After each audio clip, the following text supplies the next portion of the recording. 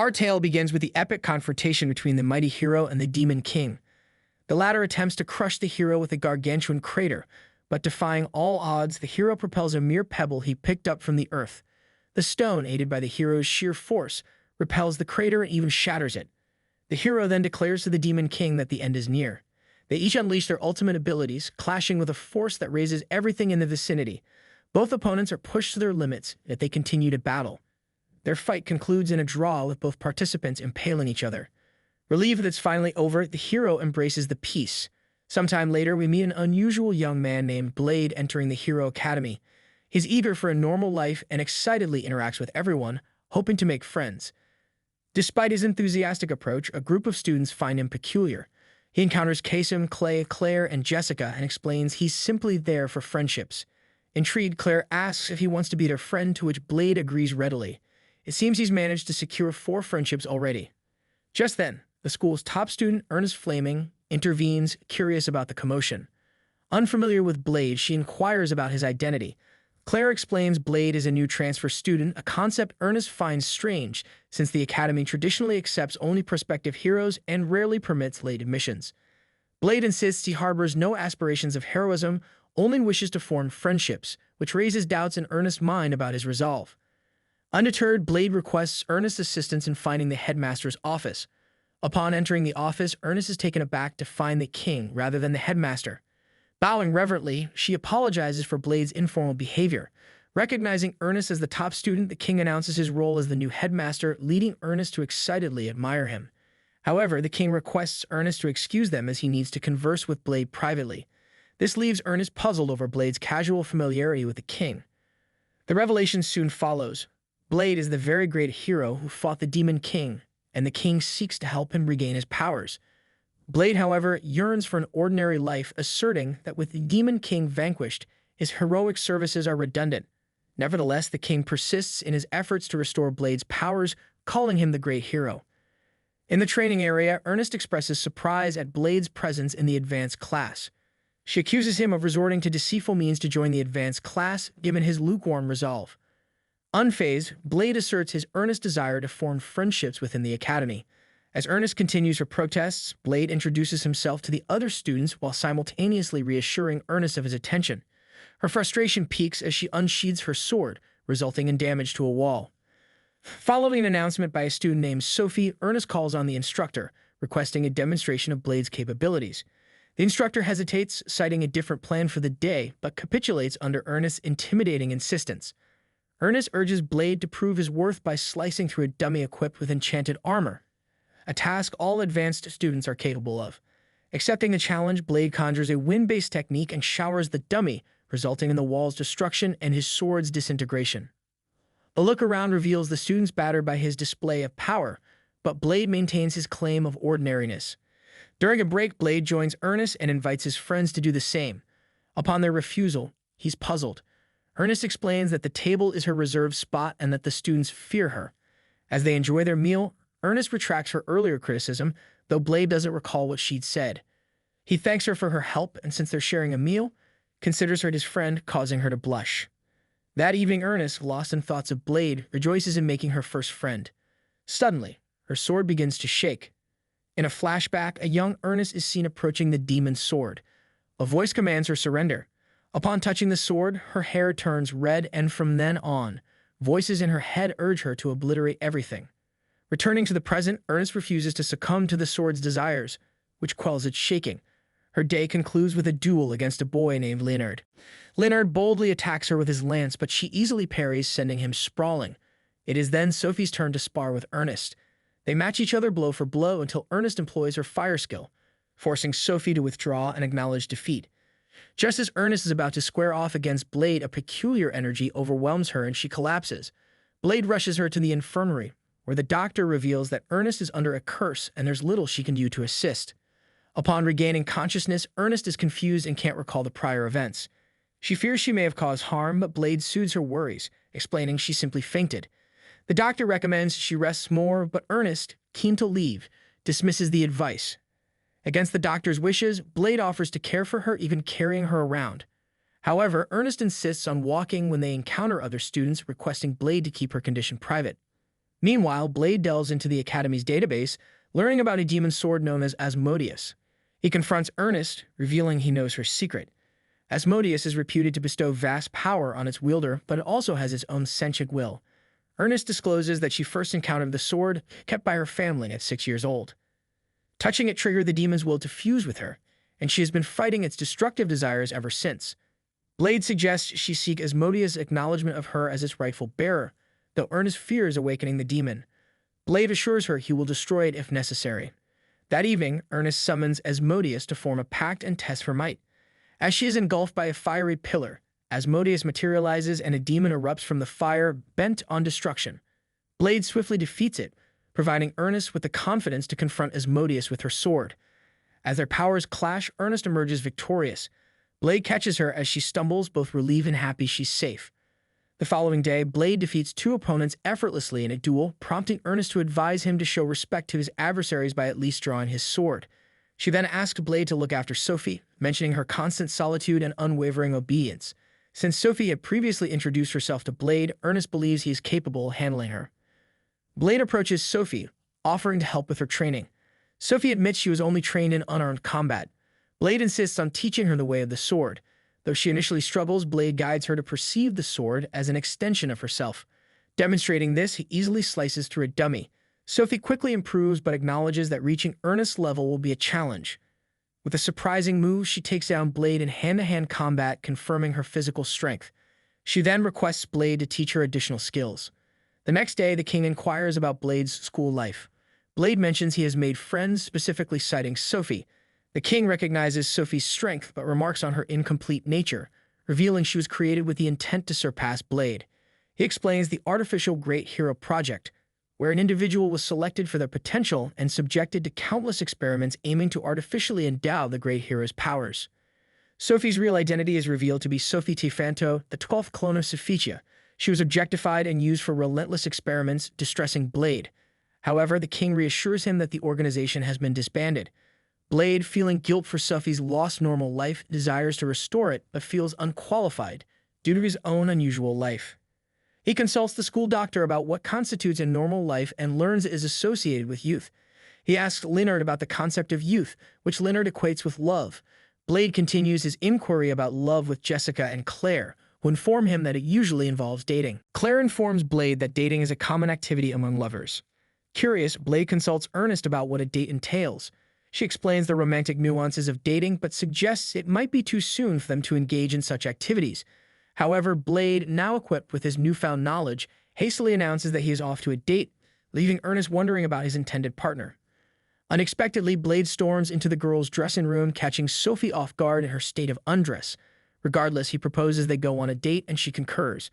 Blade's friends covertly observe him rendezvousing with Sophie, who is admittedly oblivious about dating. Blade assures her and presents a detailed plan for their date. However, Sophie points out that they are already behind schedule, causing Blade to fret about their next move. Sophie pragmatically suggests they simply get going, and the two of them enjoy their shared time. Their date leads them to an arcade where they play a punching game, resulting in the destruction of the machines. Blade's friends, still spy on the pair, generously cover the damages.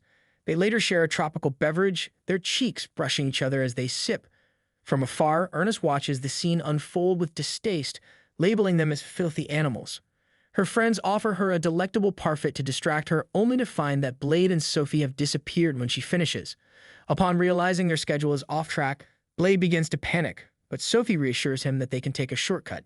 They leap and bound across the town to reach their next destination, a legendary fountain. There, Sophie confides that she has enjoyed their date and curiously asks Blade about his intentions. He simply responds that it's what friends do. Believing that friends shouldn't have secrets, Sophie reveals her extraordinary nature. She's not an ordinary human, but an artificial hero, a result of experimental procedures designed to instill the great hero's powers. She demonstrates her abilities by warping a railing, explaining she can alter physical laws but struggles to control her powers. She also admits that she can increase her weight and even stop time for 10 seconds. As the final model of the Artificial Hero Project, she is considered successful despite her limitations. In the spirit of honesty, Blade reciprocates by revealing his past as the great hero, startling Sophie. He expresses remorse for her circumstances, acknowledging the burden of the great hero's power as a curse. Blade confesses he never desired the title or the accompanying responsibilities, which fell onto him at 3 years old when his powers manifested. He fought countless battles to save everyone but faced resentment for not being able to protect everyone. Overwhelmed, Blade breaks down in tears. However, Sophie comforts him, asserting that he should take pride in the lives he saved. She, in fact, aspires to emulate him. The following day, while dining together, Ernest tells Blade about a magical beast the king brought to the academy. Suddenly, the ground trembles as a dragon appears, inciting panic among the soldiers. Blade calmly approaches the dragon, punches it into submission, and offers it food. All are astonished as he disarms the dragon single-handedly, yet Blade modestly states that anyone could have done the same given the dragon's weakness. The dragon transforms into a young girl who affectionately clings to Blade, addressing him as her father. This baffles Blade, who promises to find her parents, unaware that the dragon had transformed into the girl. In the evening, Blade assists the girl, now named Q, with her bath. Ernest walks in on them, surprised at the sight. Blade queries her about magical beasts, particularly dragons. She explains that when a magical beast is defeated, its flesh may perish, but its soul endures, assuming the form of the stronger being that vanquished it. Upon learning this, Blade wonders if a human-defeated dragon could take human form. He questions if Q might have been defeated by a human in a previous life. The conversation takes an awkward turn when Q unexpectedly reveals herself, leading to an upset Ernest, who labels Blade a pervert and stomps off. The next day, as Blade feeds Q, she confesses that she can feed herself, but prefers being fed by Blade, claiming it enhances the taste in the food. Claire attempts to feed Q, but Q declines, stating she doesn't befriend weaklings. She demands Blade's undivided attention, insisting on morning kisses and being hand-fed meals. She reprimands Blade for his excessive ogling of other women, declaring it intolerable. This revelation astonishes his friends, who query him about it. Blade, feigning ignorance, denies any such behavior, but his friends aren't convinced, viewing him as a loathsome figure and excluding him from training sessions. During one of these sessions, Blade spots Q wandering around the training grounds and invites her over. Simultaneously, his friends approach him, requesting guidance since they could advance to a higher class. Jessica desires to specialize in espionage, Sophie's field of expertise, so Blade recommends her to train under Sophie. As training is about to commence, Q abruptly vanishes. As Blade wonders about her whereabouts, we see Q exploring the academy grounds. She stumbles upon a group of students during a training session. They invite her to participate, but she dismisses them as unworthy and flees. Q eventually runs into Blade, complaining of hunger. Blade obliges and treats her to a meal. With Q asleep, Blade confides in Ernest about Dragon's nature. They imprint on the first strong entity they encounter after birth, seeing it as their parent. He fears Q would feel utterly alone if he stopped acting as her parent, given she's been alone since birth. Ernest grasps the gravity of Blade's decision to care for Q when she overhears Sophie voicing her concern. Blade reassures Sophie that everything is under control, and they return to their respective rooms only to find Q missing.